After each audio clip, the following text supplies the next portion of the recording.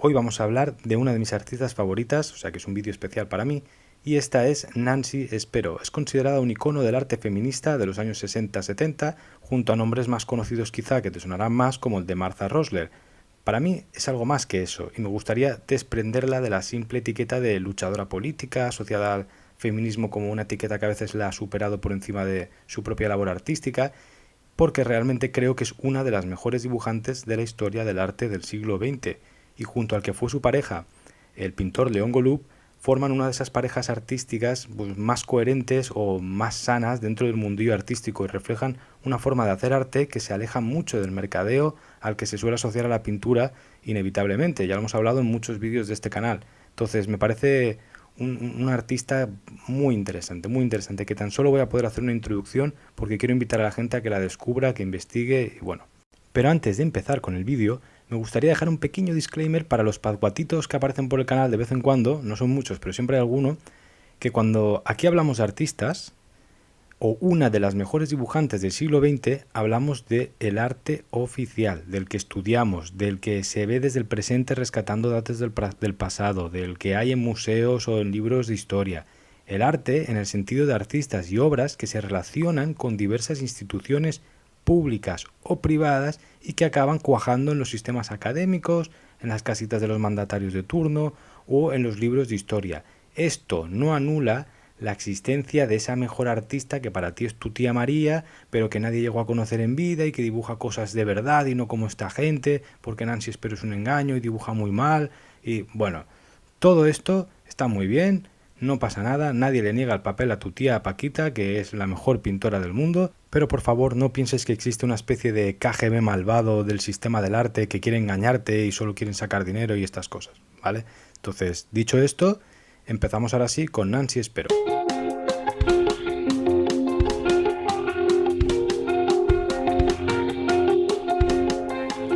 Nancy nació en los Estados Unidos en 1926 y tuvo una educación artística bastante privilegiada, porque estudió en el Instituto de Arte de Chicago, que era una de las escuelas de arte más prestigiosas de los USA, donde por cierto allí conoció a León Golub, que es un artista que le daremos otro vídeo porque me flipa también.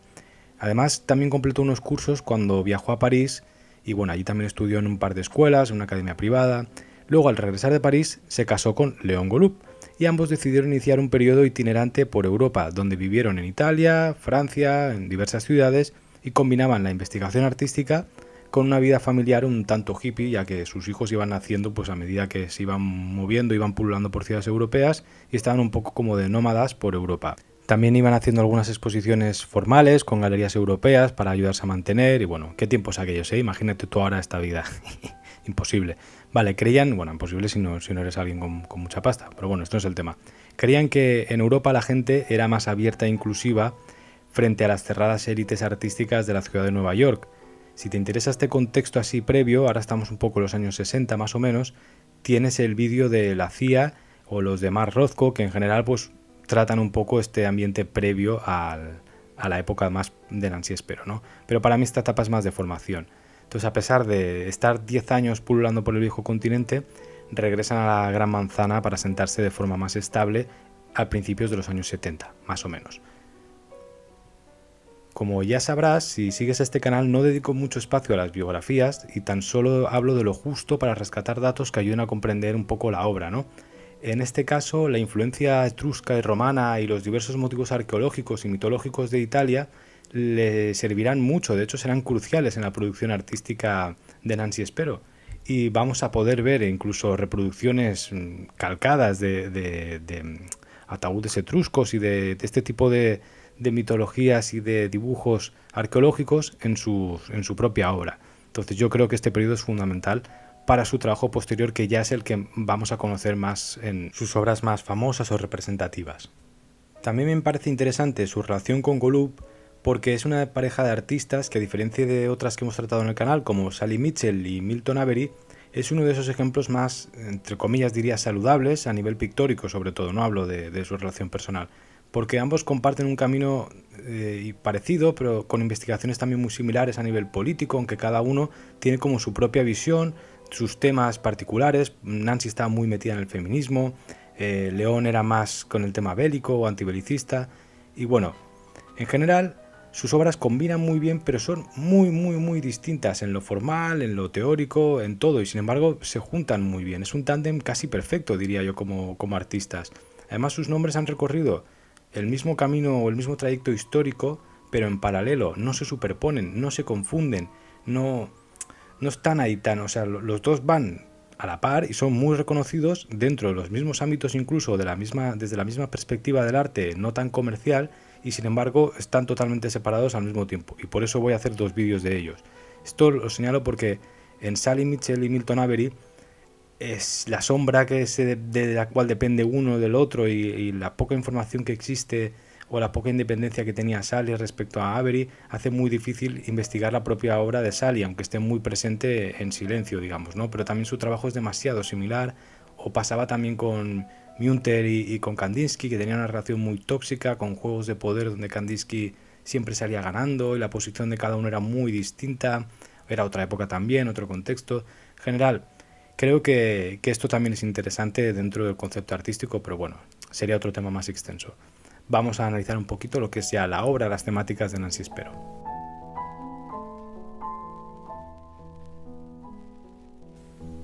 Bien, en cuanto a la obra, cuando me refiero a que es una de las mejores dibujantes del siglo XX, que aparte de que puedes decir esto es tu apreciación personal, tal, yo creo que es que ya a nivel teórico lo es, realmente. Esto cualquier persona que sepa de arte no lo va a discutir. Me refiero al conjunto de aspectos relacionados con el dibujo contemporáneo que encarna Nancy a través de su trabajo. No me refiero a que técnicamente fuese una especie de niña prodigio o que hiciese fotocopias de cuadros hiperrealistas con lápiz, que es lo que muchas veces entiende la gente cuando dices una gran dibujante. Esto es una concepción totalmente arcaica del dibujo o de la pintura. Desde mi punto de vista, el dibujo no consiste en la mímesis perfecta de una lente o una óptica al servicio del ojo humano, sino que es la capacidad expresiva y comunicativa por medio de técnicas que ofrece el dibujo para el ser humano. No es el ser humano al servicio de una lente, sino que es las técnicas del dibujo al servicio de la mente humana, ¿no? Este es mi punto de vista, y creo que el de mucha gente también. Pero bueno, por si acaso, me gusta dejarlo claro. Y por si no queda claro, y también para que hablemos el mismo lenguaje, me gustaría poner un ejemplo que creo que es bastante representativo. Imagínate que ahora tienes que dibujar una estrella del firmamento, de forma hiperrealista o fotográfica, como una especie de gran dibujante del siglo XVIII. Esto puede ser algo aburrido, tedioso de realizar y de observar. Apenas va a lograr encima comunicar su significado o nada, porque lo que vas a acabar viendo ahí es una especie de bola o mancha muy difuminada y confusa, ¿no? Imagínate una estrella hiperrealista dibujada a lápiz, ¿no? Pues es que no tiene mucho sentido, es que casi va a ser algo abstracto cuando en realidad estás haciendo algo hiperrealista, muy bien hecho, imaginemos, ¿no? Sin embargo, dibujar una constelación o transportar el mapa estelar a una cueva mediante el uso de animales, como se hacía en la prehistoria, o transformar a los astros en dioses con formas humanas o antropomórficas, que se relacionan entre sí con un plano bidimensional o con otros escenarios, puede no ser solo interesante a nivel visual, que lo es, sino que incluso tiene cierta utilidad comunicativa o como lenguaje o como lo que quieras. Entonces todo esto conjuga un poco la idea que tenía Nancy a la hora de trabajar el dibujo y la que tengo yo a la hora de verlo y entenderlo, mucho más allá de si la cara se parece a Pepito o si es una especie de silueta tribal, no sé. Es para establecer un lenguaje para entender su obra. Aquí creo que todo el mundo lo puede entender, porque al final es lo que apreciamos cuando vemos un museo de historia y nos parece todo aquello tan admirable. Es esta relación la que existe entre el dibujo, la pintura, la escultura, el bajorrelieve y la mente humana, no tanto el de una lente al servicio del ojo y viceversa. Pues bien, Nancy se dedica a trabajar, o se dedicaba a dibujar bajo esta concepción, y no tanto la de una academia de Florencia que están todo el día ahí copiando esculturas de yeso y estas cosas que de verdad que no, que esto está totalmente descontextualizado y obsoleto y no comunica nada ya. Vale. Podemos considerar que la etapa suya en las Europas, ¿no? Ese periplo que dura 10 años más o menos, durante los años 60, es una especie de periodo más formativo, diría yo, porque es a su regreso a Nueva York en los años 70 cuando ella adquiere ese periodo de madurez y que conformará su obra futura, que es la más emblemática y la que solemos conocer todo el mundo.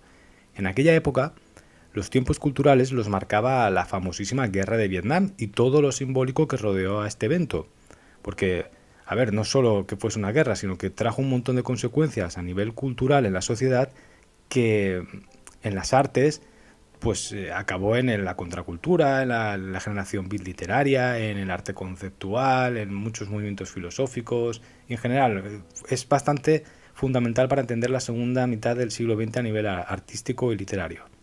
Imagino que ya sabrás muchas cosas sobre el tema porque Hollywood se ha encargado de ello, al menos de dar una visión desde un punto de vista puramente norteamericano, pero bueno, por eso tampoco me voy a entretener mucho porque creo que es un tema muy tratado. También diría que hay que tener en cuenta que este periodo está muy marcado por una visión de gente que de forma directa o indirecta vivió la Segunda Guerra Mundial en primera persona. Pues para mejor ejemplo, León Golub, la pareja de Espero, había participado en la Segunda Guerra Mundial y muchísima gente, incluso la gente joven, había nacido en un contexto donde los padres, los abuelos o todos los familiares estaban muy marcados por esa Segunda Guerra Mundial, especialmente en Estados Unidos.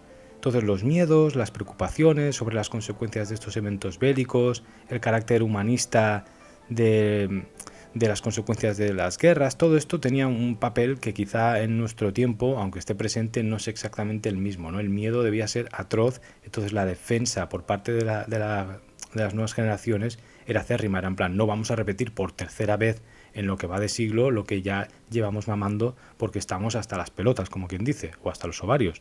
Entonces el papel de la cultura y la filosofía se veía como algo más pragmático. Es decir, eran tiempos donde, por ejemplo, en los Estados Unidos, filósofos como Herbert Marcuse tenían mucha influencia y el momento álgido de Marcuse coincide con la época de madurez de Nancy Spero y de estos artistas.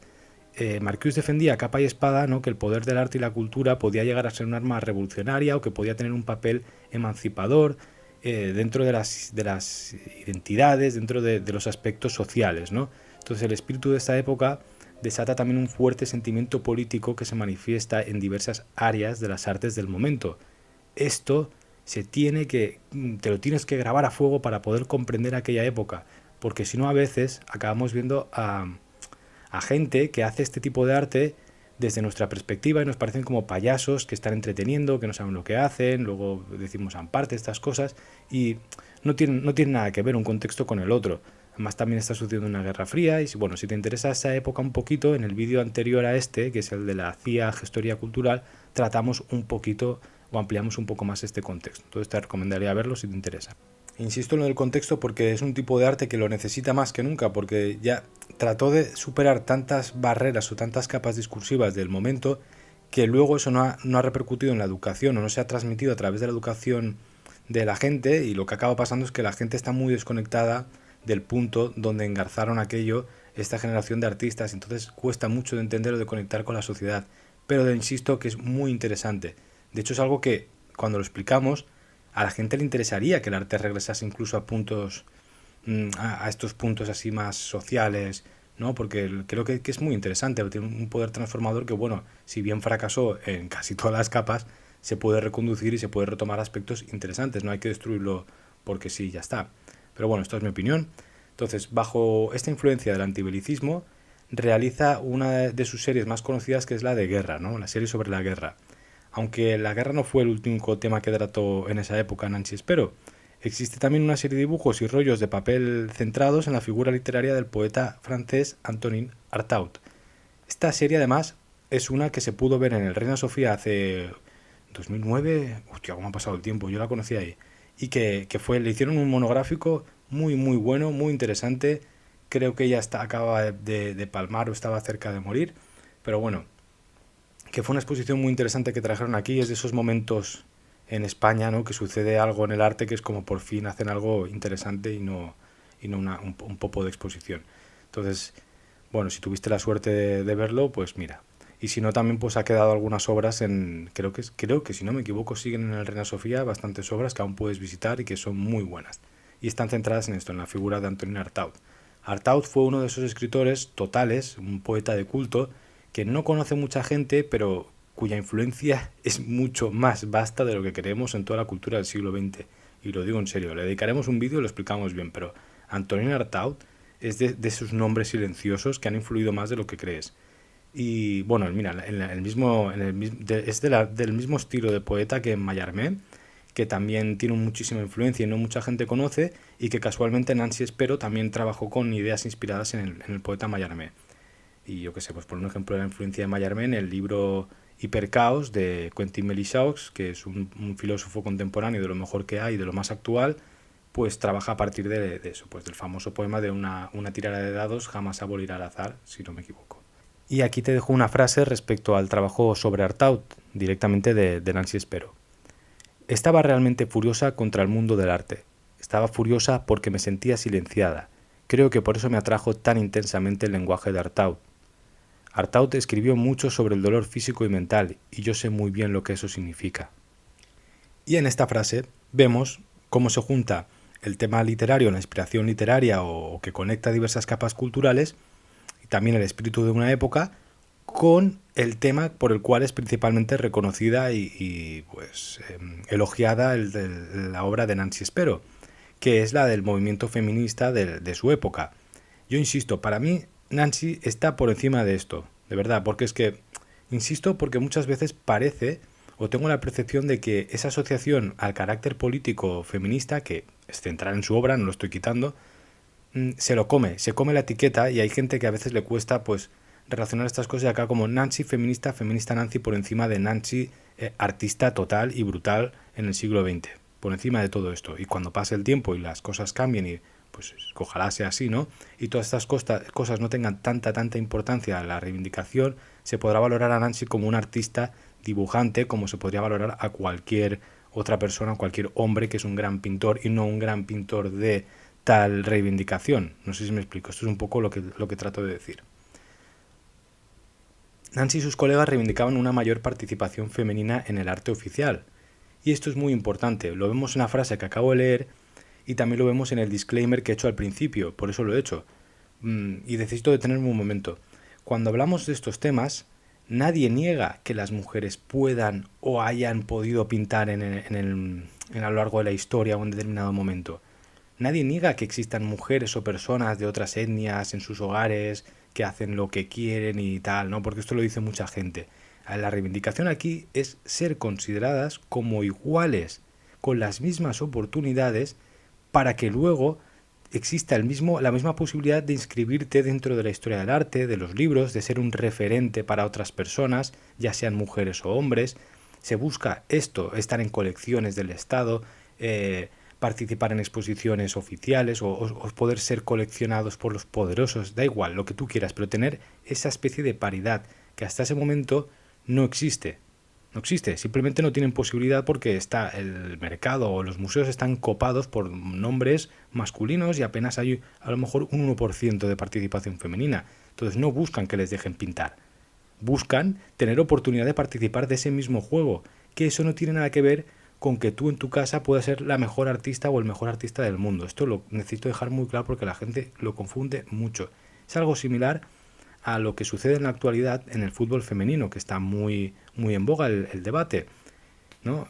A lo mejor no es un buen ejemplo, pero creo que por la actualidad presente cuaja muy bien. Es que mucha gente dice, no, pero si ya podían jugar al fútbol, o no, ellas pueden jugar cuando quieran. Pero aquí lo que están reivindicando es tener condiciones profesionales similares o equivalentes a las del fútbol masculino. Pues no coger un avión a las 6 o 5 de la madrugada porque es más barato, y mientras los otros viajan en un avión privado a la hora que les da la gana y van mimados con super dietas, con 5.000 personas detrás del ojete de cada uno, ¿no? Entonces buscar un poco este tipo de reivindicación. Luego pues la gente dirá, no, pero es que el físico, ¿no? El dinero que mueven, tal, bueno, lo que tú quieras. Si quieres volver a trasladar el ejemplo al mundo del arte, aquí ya no hay discusión. El arte se trabaja con la mente, no necesitas ningún físico, entonces la igualdad es que no tiene discusión. Ni la tiene ni la tenía. Si la mitad de los artistas han sido todos borrachos con el hígado destrozado en una forma física deplorable, o sea que aquí no hay ninguna discusión. Y la mente es la misma, para uno, para otro, para quien sea. Entonces aquí creo que es una obviedad que tenía que ser resuelta, y en la época de Nancy Spero, ella y otros nombres del mundo del arte reivindican mucho esta cuestión y luchan muchísimo. Por eso digo que a veces se asocia mucho al papel del activismo político feminista, pero yo lo quiero disociar un poco, porque cuando ella está luchando tanto es porque quiere llegar a ese lugar, Pero su obra no consiste en eso, tiene que hacerlo para que un día se la valore, pero no es que no creo que ella lo que quisiera es ser recordada porque está luchando para algo que es una obviedad. Entonces creo que una vez lograda cierta paridad en el mundo del arte, se le puede quitar esa etiqueta porque simplemente es un trabajo que ha tenido que hacer. Es como yo quiero construir una casa y nadie me presta materiales, ¿no? Entonces voy yo y la tengo que construir yo ladrillito a ladrillito y de repente me reconocen como la que ha acabado la zanja más grande ella sola, cuando a lo mejor lo que quería es que me reconozcan la casa que he construido, solo que como nadie me quería dar herramientas ni ayudar a construir, pues me ha tocado hacerlo a mí. Pero yo quiero que me reconozcan, es mi casa, no la zanja o los cimientos que he hecho a mano. No sé si me explico. De esta misma época nace una de las decisiones cruciales en su trabajo que para mí es súper interesante. Y es que decide trabajar exclusivamente en papel, o a través de la técnica asociada al dibujo. Ella había comenzado a pintar en lienzo, como cualquier artista, pero tras sus investigaciones artísticas relacionadas con el feminismo, como hemos dicho, concluyó que el dibujo y el papel habían sido lenguajes artísticos asociados a lo femenino, por la fragilidad, por el papel secundario, mientras que el lienzo era el formato predilecto del género masculino, y el machismo artístico, porque era el gran formato que podía ser gigante, que se enmarcaba o que se ponía en grandes espacios muy dominantes, todo este tipo de cosas que simbólicamente se puede asociar. Invito, por favor, a ubicar esta especie de decisión radical en su contexto. Ahora nos puede sonar absurdo y decir, no importa, ¿no?, lo que hagas tal, pero en aquel momento esa decisión de carácter político, que además condiciona toda tu obra, es muy valiente y encima crea una especie de arma intelectual que conjuga muy bien tu discurso teórico con la práctica artística de crear. Creo que poéticamente es muy bonito, es precioso, encima funciona.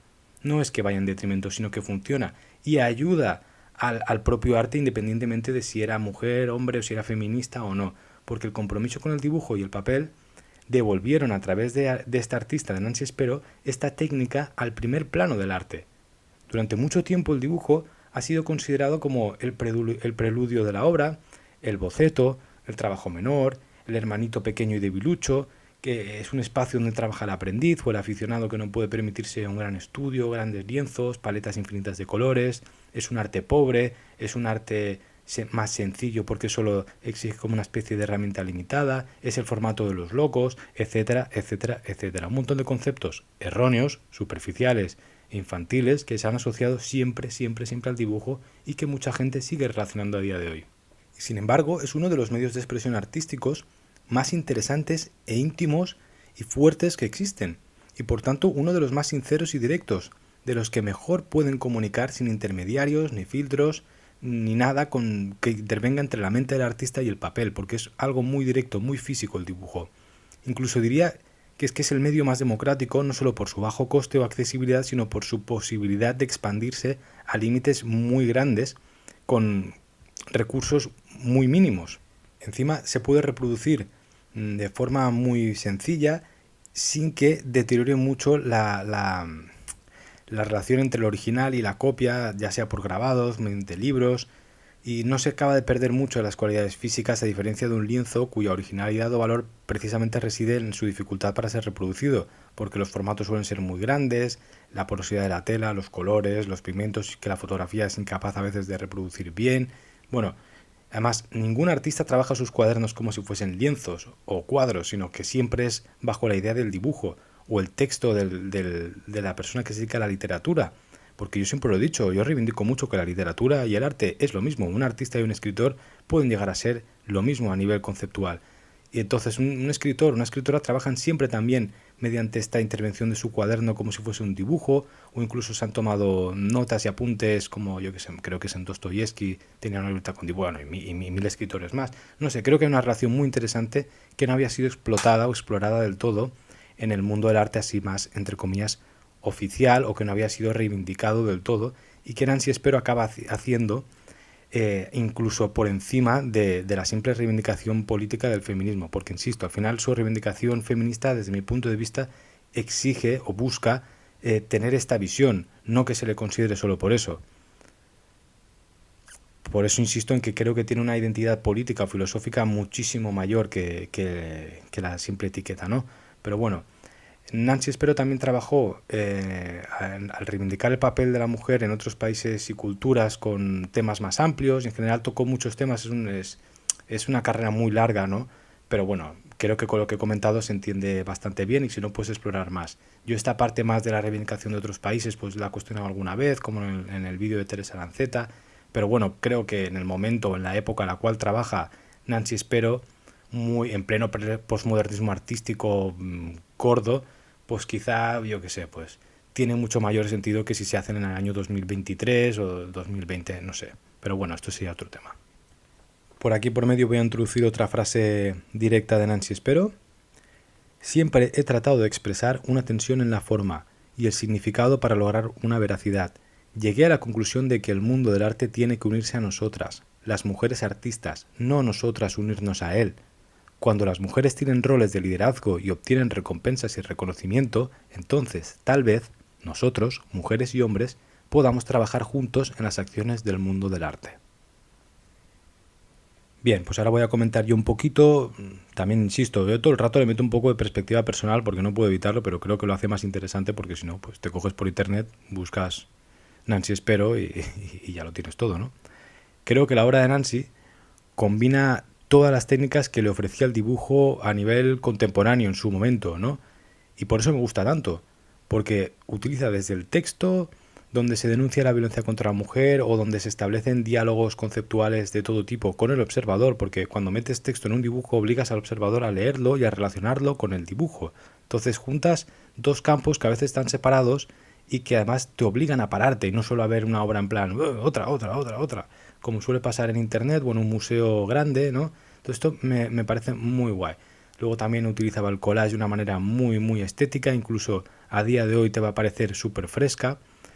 Y luego también empleaba técnicas que son puramente pictóricas, como es el wash o las acuarelas, bueno, o la tinta, ¿no? Pero bueno, el wash es más pictórico, más denso, que al final son asociadas al dibujo, a pesar de que se trata como una pintura, porque es una pintura pensada para el papel y no para el lienzo. Entonces, estas relaciones también en lo técnico son muy interesantes, porque cuando ella decide solo trabajar en papel o con dibujo, pues acaba explorando a través de esa limitación hasta el infinito, porque es que encima llegó a hacer instalaciones gigantes mediante el dibujo y el papel, algo que no es fácil de concebir y que no es común, no es habitual, porque ella nunca abandona ese centro o esa especie de estación central, ¿no? Que es el dibujo. Aunque haga instalación, aunque haga arte conceptual, haga lo que haga, todo nace y parte a través del dibujo. Es como en la novela actual, ha ganado el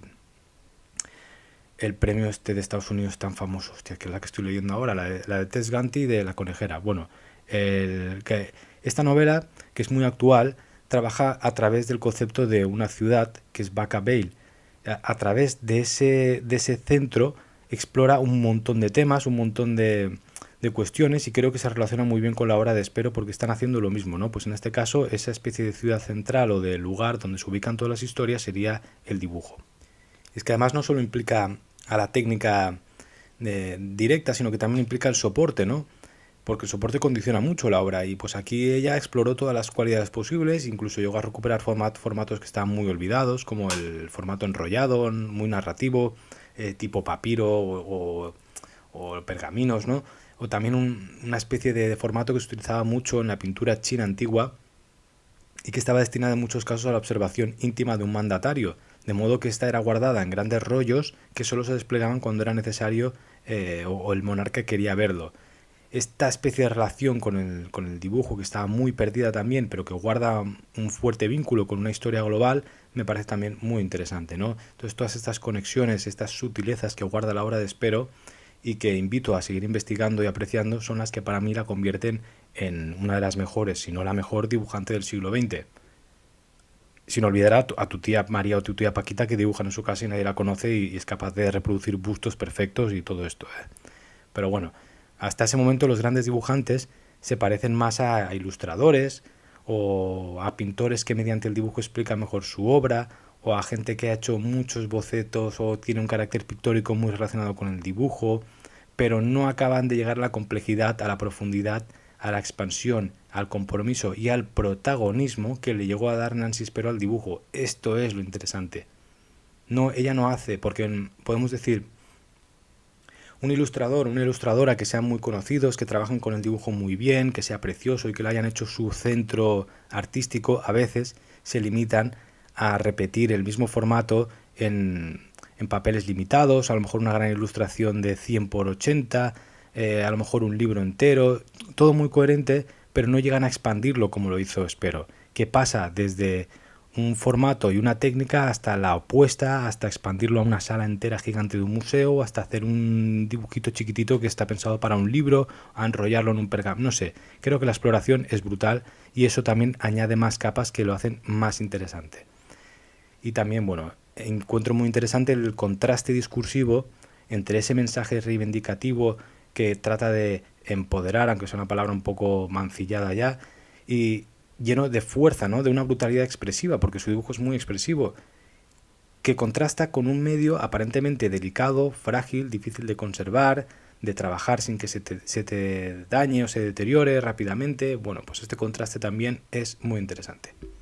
Y bueno, yo creo que hasta aquí está bien como introducción la obra de Nancy Spero. Yo lo voy a poner con imágenes como siempre aquí para que la protagonista sea la obra del artista. Y bueno, cierro aquí la introducción. Seguro que me dejo algo, seguro que igual también he metido algún fallo. O sea, cualquier cosa que veas, si conoces mucho mejor su obra, por favor apúntamelo en comentarios. Y como tengo pensado hacer una especie de segunda parte donde hablaré de León Golub, porque es que estos dos están muy relacionados, pues bueno, lo trabajaremos ahí. Además también haré otros vídeos sobre arte feminista o arte de los años 70 y tal, y pues podemos ampliar aquí si me he dejado algo y tienes algo que aportar. Muy bien, pues ahora hago un poco de el speech final que siempre dejo. Quería agradecer porque los últimos vídeos se han movido bastante, la verdad, y ha habido mucha gente participando y abriendo el debate. Yo, pues, mientras pueda, los comentarios así más interesantes los contesto, o a veces, yo que sé, hay gente que me ha ampliado mucha información. En el vídeo de Botero habían algunos datos que me había olvidado el pop art, por ejemplo, o alguna crítica de arte u otro artista, referencias que me ha ido dejando la gente, y es súper interesante. O sea que invito a hacerlo a todo el mundo que escuche esto y tenga ganas de comentar o sepa más cosas. A mí me parece súper interesante. O también una persona, me acuerdo que yo había dicho en el vídeo del de la CIA, digo que McCarthy es presidente en un momento dado, cuando estaba hablando con él, y había sido senador, no había sido presidente. Todas estas cosas me parecen muy, muy guay, la verdad. Entonces creo que es la utilidad de la caja de comentarios. Y nada, también agradecer a mucha gente que le está gustando el canal, lo está descubriendo y me lo hacéis saber. Súper bonito. Y bueno, es un proyecto que a mí me encanta y siempre lo he dicho, no lo hago por divulgación, es un proyecto puramente egoísta, o sea, forma parte de mi trabajo personal y entonces nada, o sea, por eso lo agradezco también la participación, te invito a darle like, a comentar como he dicho y dime si te gusta o conocías a Espero o a Golub. Yo que si conoces a uno, conoces al otro, seguro, porque es que van muy relacionados. A mí, insisto, me gustan mucho porque es que son artistas alejados del...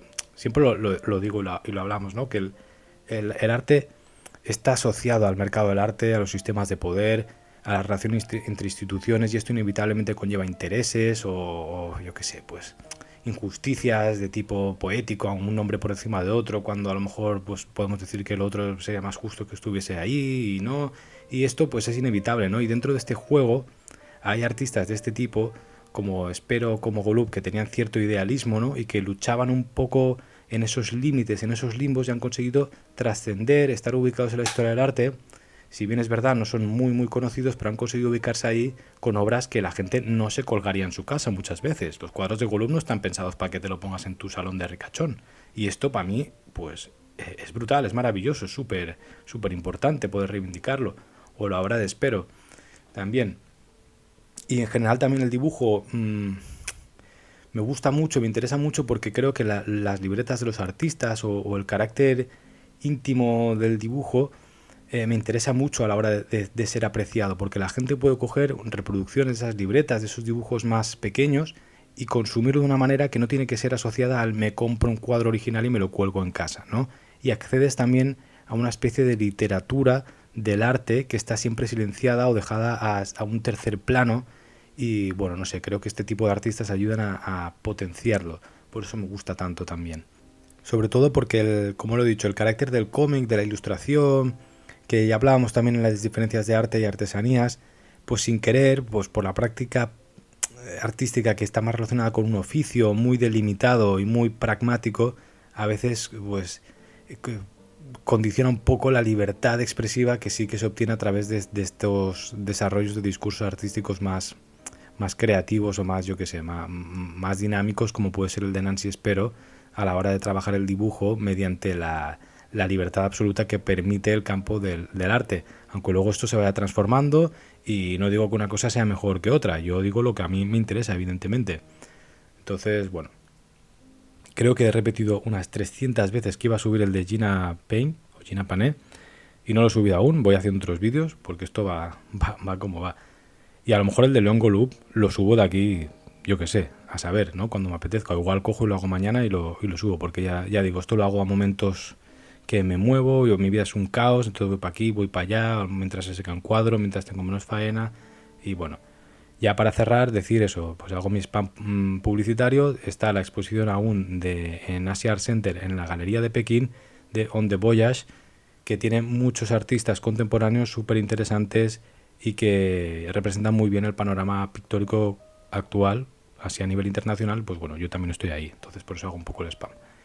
También hay mucha gente que me ha preguntado que quiere ver mi obra, mis trabajos, no sé qué. Bueno, pues si te apetece verlo, buscas a Alejandro Acosta, o yo siempre dejo el link de la web también en los comentarios. No me llamo Malasombra, me llamo Alejandro. Claro, no lo digo nunca, la peña dice Malasombra. Lo de Malasombra fue, pues, cogí el nombre de un personaje ficticio de un cuento de Almamor.